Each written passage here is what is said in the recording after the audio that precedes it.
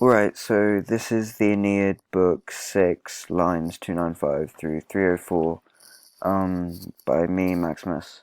So let's just get started. Uh, so Hink, which is from this place, or simply from here. So from here is, and you can supply the to be verb here. So from this place is the way which carries them to the waves of Tartarian Acheron. And then, so here is a wild whirlpool with a vast swirling of mud. It it boils and vomits. It vomits forth all its sand to Coctus. So I'll do that again just because that was a bit scattered. So here is a wild whirlpool with a vast swirling of mud. It boils and vomits forth all its sand, all its sands, plural, to Coctus. Then, so Portitor, so the ferryman, and then you could translate the rest right now, or you could jump down to Charon. So, and that's what I did. So the ferryman, Charon, horrendous here means, well, it could mean horrendous, but you could go with like horrifying.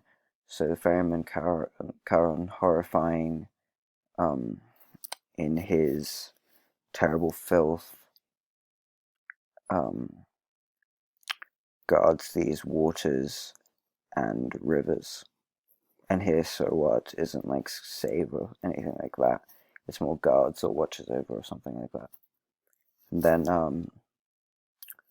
on whose chin lies many, like, wild grey hairs. And then his lumina, which are like lights, but really it means like his eyes or something like that. So his eyes standing out with fire. Then a dirty cloak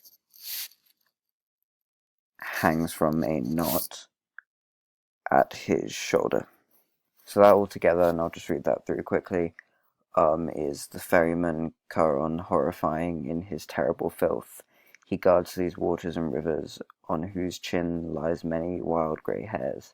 His gaze standing out with fire, a dirty cloak hangs from a knot on his shoulder, or at his shoulder. Then to finish these lines off, it is so ipse, so like that man pushes the boat with a pike and tends to it with sails, or tends to its sails, and bears the bodies in a rusty boat. And then now an old man, but like now older, but the old age of a god is, you could go with, these could mean a bunch of things, but probably best would be fresh and green. So all that together is that man pushes the boat with a pike, and he tends to its sails and bears the bodies in a rusty boat. Now older, but the old age of a god is fresh and green. Alright, thanks, hope this was helpful.